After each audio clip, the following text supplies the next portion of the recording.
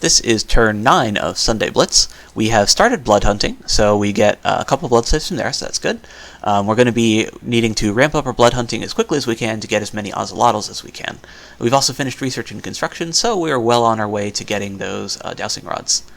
Here in Durland, we are attacking Helheim, so we get to see his blessing first of all.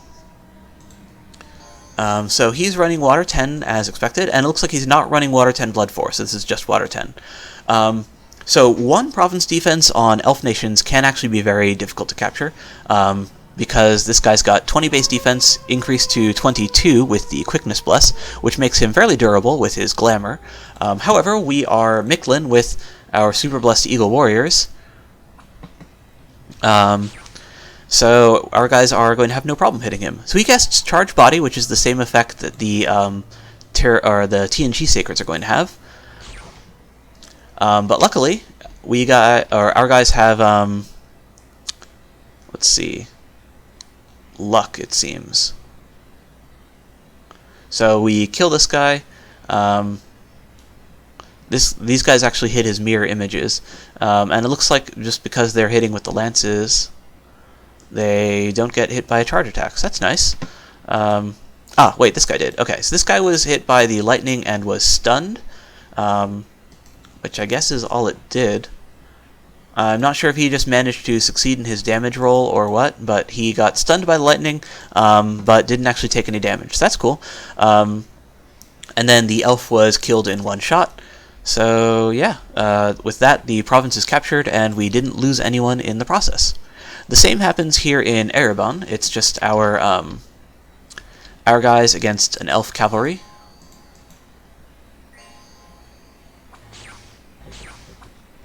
And he just gets murdered. So yeah, Mirror Image negated one of the damage hits from there. He also cast Charge Body, but in this case he didn't even manage to paralyze anyone. And the Eagles have no problem hitting the elf and therefore killing him. It looks like he actually forgot to put province defense in Erythia, so no trouble capturing that. So with that, we've taken 3 provinces off of Helheim, which is pretty good for expansion. We've got a free nugget of gold, so that's nice, and we have the Taint brought on one of our guys. So in Dominions 4, having a Tainted Presence doesn't actually cause any problems, it just gives you bonus leadership, and that seems to be what's happening here. So this guy's got 40 leadership now. He still has a squad morale penalty bonus, so he doesn't get anything extra from there, but he gets a bunch of bonus magic leadership and undead leadership, which is pretty awesome. He's just going to continue blood hunting for now. We have recruited the priests here while we're continuing to work on our city palisade, so we can use the regular priests to lead around our Eagle Warriors, because we only need 10 leadership, as our Micklin priests have shown. And then, yeah, we're just going to continue attacking Helheim as much as we can. It looks like he has a mounted commander here, so that's probably building a fort there. So we're going to actually avoid attacking this province, even though it's more valuable, since, it has a throne there. The reason for that is that he's most likely going to be pumping province defense here and or moving in additional troops in order to protect it. So in order to make our raiding party more likely to succeed, we're going to be attacking this province instead. And hopefully 2 Eagle Warriors is still going to be enough to kill the elf before anything bad can happen to this Micklin priest. Because we can't see the elves, we're kind of just relying on predicting where he's going to be going. So for now, I'm, like I mentioned, predicting that he's going to try to defend this, and then just try to attack into him here instead. And then hopefully we can sync up with our raiding parties over here, to basically get a kind of like a unified front over here as we expand south into Helheim. Ternanog is still pretty close to us on the north there, but since they were the one to kind of call for this whole ganging up on Helheim thing, we expect them to be occupied with that. But because they're elves, they're naturally treacherous, and they also don't show us where their armies are, so it's definitely possible that they have a bunch of sneaky elves over there. And this guy is building a fort, most likely, just since it's a single commander sitting in a province. Given that he's forting that up, he is either going to be moving in armies to protect it, which makes attacking it a bad idea, or he is trusting that I'm going to be fighting Helheim as well. It's worth noting that these guys are actually not in range of the capital, in spite of the fact that there's like a road over here, whereas guys from here are. So, let me set that back. So anyways, if I like finish my fort here and get Jaguar Warriors and stuff, I can actually attack this province directly from here, but I can't do that for now from my capital. I don't remember if this guy was summoning Jaguar Fiends or not, but whatever. So this guy is, I think he is, yeah. So we're going to be summoning up a bunch of these Ocelotls, which are going to be awesome.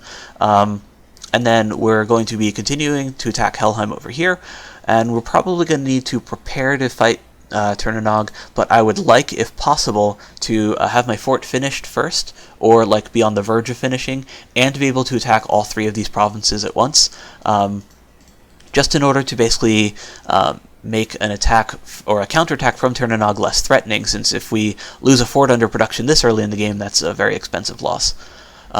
And then for now, like I'd mentioned, Helheim's apparently ballooned to huge size, so continuing to attack them is also just better for a game state perspective, because we're going to be weakening the otherwise largest opponent. And that's the turn. This is turn 10 of Sunday Blitz. Thanks to the easy research, we've already hit Blood 4, so we're summoning up Jaguar Fiends with our Pretender and our Sun Priest. We haven't really gotten our blood hunting going in a major way, though. So we've got one guy going who managed to capture 4 slaves, but no bulk operations. Towards the mid to late game, we're going to want to get hundreds of slaves a turn, if possible. As far as our rating goes, this is basically just extended expansion just against another player. So in this province, we're actually fighting a bunch of these Hell Herdings, so it looks like we've run into an active Helheim party. So we get to check out his Bless here. I think we've already seen it, though, and it is in fact just a Water 10. And then my Eagle Warriors instantly kill his commander, while these guys are still running across the field and we're about to run into our Moon Warriors and Province defense. And it looks like they spend another turn still fighting before they run away, and they basically just run through the PD at that point, and then our Eagle Warriors return and start jumping on them. So these Hell Herdings are insanely fast, but the Eagle Warriors do fly, so they're able to basically get between them and their retreat. And thanks to their luck, they even managed to survive, although some of them did take a couple hits. It looks like one of them was reduced to 4 hit points, and it's definitely possible that luck actually saved quite a few of these Sacreds here. So, thanks to their flying being able to intercept the Hell Herdings, we actually kill 3 out of the 4 in addition to their Hellcarl commander. Here in Estenofia, we also run into, let's see, it looks like Helheim's province defense with 2 Hell Herdings.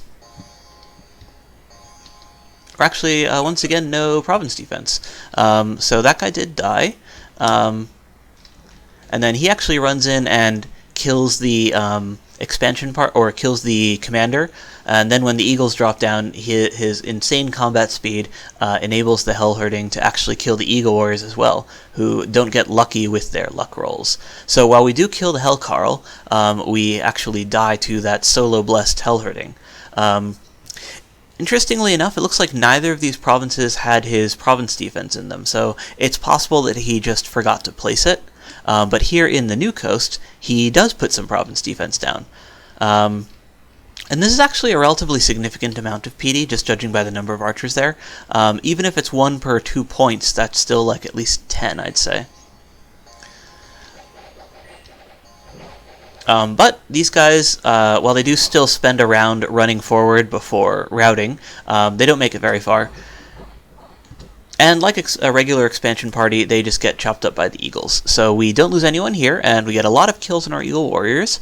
And then in the Sleepy Mountains, it looks like we once again took it with no province defense, and this time he didn't have a group of Elven Cavalry there as well.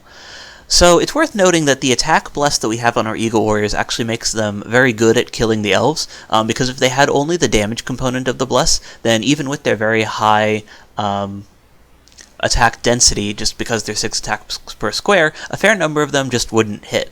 So yeah, definitely getting the benefit from that one there. But we do manage to take 3 provinces from Helheim while being defeated over here in this one, and we are poised to attack more. We found Helheim's capital here, so we're actually going to withdraw back this way and then try to take Land's End, because we can assume that he's going to definitely try to defend his cap circle, if nothing else. We're also going to start moving more guys down this way. We're going to have our priest here just leading a regular sacred party. This guy, on the other hand, is going to go over this way.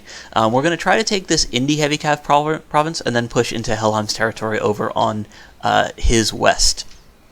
We finished our first additional fort. Mictlan actually produces city palisades, which do give an additional commander bonus, but can't be upgraded. So essentially they have poor wall integrity, but they actually do have the extra commander point, which is required to recruit one mage every turn. This actually leads to the same average number of mages as by the time that a regular nation finishes its fort upgrade, because the palisades finish one turn earlier than city palisades, but they have only one commander point until they do the fort upgrade, which takes another 2 turns. The other advantage is that it costs just 50 gold less than both the palisade and upgrade. On the other hand, it also requires that you have 750 gold on hand all at once, whereas the fort and palisade can be purchased separately. So in the end, I'd say it's kind of a wash, maybe a slight advantage. So because this was a blitz, stuff like forgetting province defense is actually going to be a little bit more common, and it looks like I did that right over here as well in this province which I captured. This one also has a bunch of eagle. Oh, actually I might have done that intentionally. Yeah, I think I did that intentionally actually, just because it has all these eagles that retreated into it, and then if he recaptures this province, then the lack of the commander is going to make the eagles run away, which will hopefully be going into one of my provinces, given that I'm attacking 3 out of the 5 provinces that it borders. So yeah, and then as far as the rating goes, I'm basically just doing the same thing that I had been doing. The only unusual thing is that this party is exceptionally large, just because it's basically the combination of these two, and I didn't feel comfortable like just leaving this guy here, given that I don't know what Helheim's going to be attacking that with. So basically I just didn't want to like take that fight blind. Meanwhile, this guy which I'd recruited to build another city palisade is just going to walk over to collect the sacreds here, because he does have 40 leadership. This province over here has a giant gold mine, which is awesome, so we're definitely going to want to try to hold on to this if we can. And, oh yeah, we're going to be moving this guy over here in order to try to take advantage of the higher population and therefore the higher recruitment points that this province has. So, while forting for gold is not super important, just because while it does provide a slight income bonus, it's usually pretty negligible. It's like basically less additional income than a scale. Less income than a scale overall, just because it's kind of like only going to be on a couple provinces, and it only provides the income bonus for that province and so on. And then city palisades also just don't have a huge amount of administration, so it just isn't like a huge income boost. However, because we are recruitment point limited on our Jaguar Warrior production, as you can see here, with us being able to recruit only 5, as opposed to 6, which is what we should be able to get with our holy points, and this is like a really big farm province, so it is definitely going to be important to try to get our forts up on high population provinces just so that we can max that Jaguar Warrior production, because while our Bless is even better on our Eagle Warriors and Ocelotls than it is on the Jaguar Warriors are still going to be able to use it quite a bit just because it is a super massive Bless. And that's the turn. This is turn 12 of Sunday Blitz. I actually forgot to copy over turn 11. Since this was a Blitz, the turns are not automatically archived. So unfortunately, I didn't actually save that turn, so it's basically just skipped. It was pretty much more or less the same of the War with Helheim, of us just raiding each other a little bit. This turn, Helheim actually forgot to place province defense in 3 of his provinces, so I was able to capture all 3 of those without a fight. That's actually not like the worst thing in the world, just based on the success that my sacreds have had in one-shotting the commander. So unless he was willing to put 20 province defense and have a second commander, and even then that might not have been enough, given that my sacreds had been just so murderous that they could definitely have potentially killed 2. It's essentially just denying my sacreds experience for the fight. Personally, I always leave the province defense just to be able to better keep track of where my enemies are going, so that I can see exactly what is attacking each province, whereas this denies Helheim the battle reports.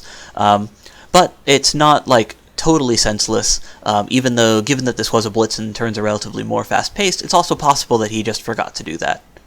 So here in Ereban, TNT is just taking this province because it's between him and Helheim, so I'd essentially just let him capture this one. So he's using a bunch of these nobles. So these are size 4 tramplers, but their most notable attributes are their very high protection and decent defense score. Between the two, they are very difficult for indies to kill, so you actually need relatively few of them to capture provinces. Size 4 trample also deals a reasonable amount of armor-piercing damage, and while there is a defense check against it, it should still be relatively effective against Helheim's elves. And since they're size 4, they can still trample those size 3 cavalry units. So he has his mages scripted to first cast Air Shield on themselves. So that's going to be just protecting themselves against stray arrows. And then he has one of them at least scripted to cast Windrunner. So that's not really... So that's actually a self-buff, I think, or at least they're casting it on themselves. I assume that he wanted to actually cast it on the nobles here to make them go faster. Unfortunately, it doesn't actually do that. It just buffs these guys. So, yeah, he increases his combat speed by 50%, which for a trampler might actually matter in getting onto an enemy more quickly, but on a solo mage, it isn't going to really do very much. We also see his Bless once again, and we've already seen this. It's just like a charge bodies thing, presumably for his ghosts. And then, yeah, so these guys are just going to run over and trample over my province defense there, and hopefully they'll be doing the same to Helheim's elves shortly. Here in Urfel, this is Helheim just raiding one of my provinces with this stack of sacreds. And I've just got one province defense here, so they're just going to run across the battlefield doing their Zoom elf thing. Kill the 1 PD and the Moon Warrior who had been left behind. Here in Hyperbochi, this is the Indie province which I had been moving towards. So everyone is set to attack rear rather than hold and attack rear, just because I wanted to make sure that everything got into the fight before these heavy cavalry actually closed on my front line. So it's worth noting that because the Ocelotls natively fly, they're actually already flying towards the enemy, whereas the Eagle Warriors don't fly until they're blessed. This means that these guys are actually hitting at different times. In this fight, it doesn't matter because these guys already landed on that first guy, and then these guys land on the other commanders and kill them relatively quickly. So they are able to successfully get rid of all the commanders before the heavy cavalry closed, and then they drop down in front of the heavy cavalry and murder them all anyways. But it is worth noting that difference in the attack timing, since that definitely can matter if we're fighting a stronger enemy that has an actual rear stack set to actually intercept the flyers. Here in Pugria, these guys are fighting a province which I'd increased the province defense in by a little bit, and they're also fighting this group of Jaguar warriors which I had recruited from my first additional fort and had been shepherding towards the front to function as a raiding party. I also gave this priest a couple of blood slaves to summon imps, so we can get those going for us as well. So it's worth noting that he doesn't actually bless all of the Jaguar warriors. Given that bless is an AoE, and the AoE doesn't necessarily hit everything, he's only got 2 out of the 4 blessed. And then he summons up those imps, and you can very quickly tell that not all these Jaguar warriors are moving at the same speed, thanks to the fact that the quickness bless is just not on those 2. Luckily for me, we are able to intercept these guys before they get on top of our priest, partially because of the quickness on these Jaguar warriors, and partially because of these imps that we've summoned. So thanks to their lances and some friendly fire from our archers, one of my Jaguar warriors, one of the blessed ones even, gets instantly killed. So that's unfortunate. But we still have 3 more Jaguar warriors, one of which is unblessed, 2 of which are still blessed. One of them turns into his were-Jaguar form, but because he's unblessed, his attack and defense are not particularly scary. The blessed one over here is also still not in his were-Jaguar form, but you can already tell that his attack is just way bigger, so he's actually more likely to land these attacks. However, the real heroes of this fight are actually these imps. At size 1, 6 of them fit per square, so in this case there's only 4 because they're a little bit scattered, and each of them has 2 of these claw attacks, so they're actually very potent offensively, in spite of their non-threatening looking size. So between the imps and the various archers from the province defense, we're able to actually get rid of all of those sacreds. And then the imps drop down and kill that one as well. So my Jaguar Warriors definitely don't overperform. One of them is killed, one of them is routed, and the other two are a bit messed up. This guy here is crippled with a terrible combat speed and map move penalty, and also a very high chance of dying once my guys are moving. This one here just has battle fright, so his already seemingly failing morale is lowered even further.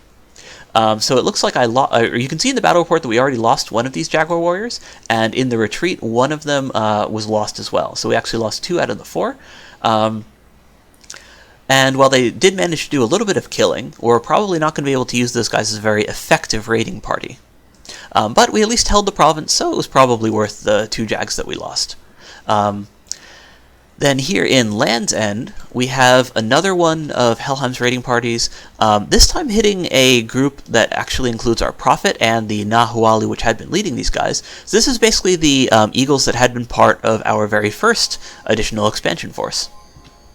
So his guys run right past my province defense.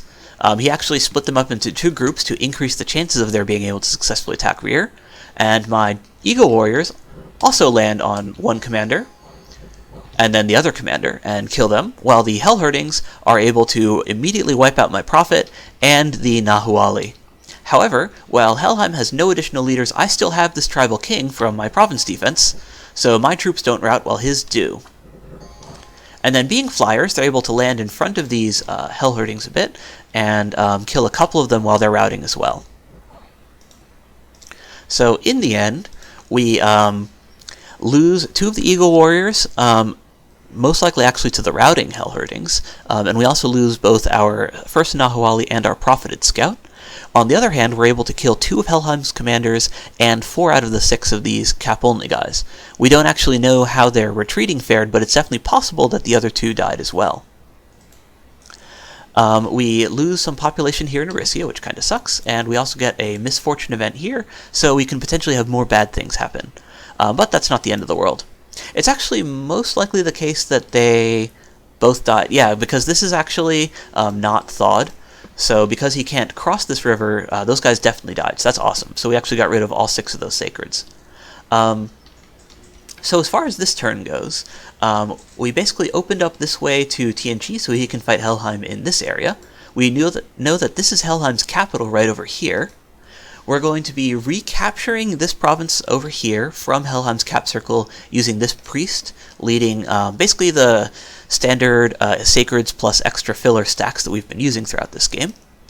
Because we know that Helheim's capital is right here, and we know from the Discord that Ternanog has also been making great headway into Helheim, we're going to be getting ready to fight TNN next. So Helheim has been much reduced in size. He's lost a bunch of his sacreds and his commanders, whereas Ternanog has much better scales and has been having a chance to build up. And that's why we're actually moving these guys right over into here. The excuse that we're giving is that we're going to be trying to take this province, and we just need these guys here in case this attack fails. But given that these blitzes often tend to devolve into everyone fighting everyone relatively quickly anyways, they probably don't necessarily believe us for now. But we're basically just hoping that they're going to be fully committed into fighting Helheim and not able to spare the troops to cover this section on the off chance that I'm lying, as I am. And then, yeah, we're also going to be moving guys up into here, these sacreds from our capital, which might also make it a little more obvious that we're going to be attacking. But on the other hand, we're also going to be finishing our city palisades next turn, so moving 2 mage priests in here is going to be required anyways, just in order to build the lab and temple that the city palisades are going to need. While we could be building city palisades here as well, we're actually going to be moving over here and trying to fort this place just on account of its increased recruitment points. While we definitely don't need resources, and while placing infrastructure to increase money is usually not that important, since basically the income or the additional income isn't that important compared to just placing your forts where you want them, we do want to take advantage of the increased recruitment points whenever we can, just because we are recruitment gated. Even in this very high population province with 126 rec points, we can recruit only 4 and change Jaguar Warriors per turn, rather than the 6, which we should be able to recruit with our Dominion score. So in order to help put as much of our gold into our excellently blessed sacreds as we can, we're going to try to preferentially fort provinces with higher populations. Because we lost the commander right over here, we're going to need to bring in another shepherd in order to pick them up, but we don't have anyone available quite yet. I think I should have actually been recruiting an indie commander right over here to collect them, but since it was a blitz and turns are a little bit more hurried, I definitely haven't been double-checking these things quite as thoroughly as I should. We're going to be trying to attack this province here anyways, in large part just because Helheim's been consistently forgetting or choosing to not put down province defense. Even if he does put down PD, it's definitely possible that with our excellent bless, our sacreds would be able to kill the Soul Elven Cavalry commander guy anyways, so we figure that it's worth the risk, and then if he fails, we also still have this priest running over with Eagle Warriors who would definitely be able to do the job if this attack fails. So yeah, we're essentially just planning on attacking Turnanog soon, maybe not next turn, but definitely on the turn then after if not, and we're continuing to try to get additional provinces from Helheim.